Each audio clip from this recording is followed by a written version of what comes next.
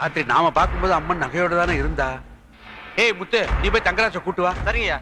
இல்லையா, நாம பார்க்கும்போது தங்கராசு கூடவே தான் இருந்தான்.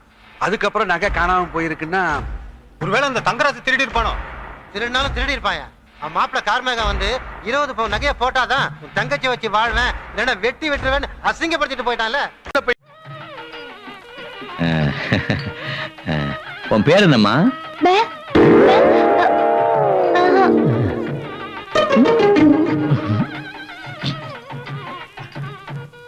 சரி சரி.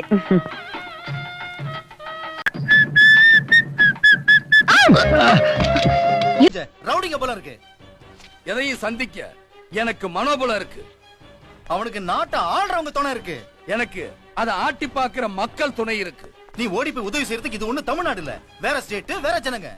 எந்த ஸ்டேட்டா இருந்தாலும் ஓடி போய் உதவுறவன் தான் உண்மையான தமிழன். வேண்டாங்க. உங்க என்ன சொன்னீங்க? கூலிக்காரனை வச்சிருக்க வேண்டிய இடத்துல தான் வச்சிருக்கணுமா? அவன் என்ன குற்றவாளியா? நாம திங்கிற சோத்துல இருந்து போடுற துணிமணி வரைக்கும் நாம உபயோகப்படுத்துற அத்தனை பொருளுமே கூலிக்காரன் கைப்படாம உருவாகிறது இல்ல. அதுக்கெல்லாம் அவன் வேணும், ஆனா அவன் மட்டும் நமக்கு வேண்டாம். நல்ல பாலிசி.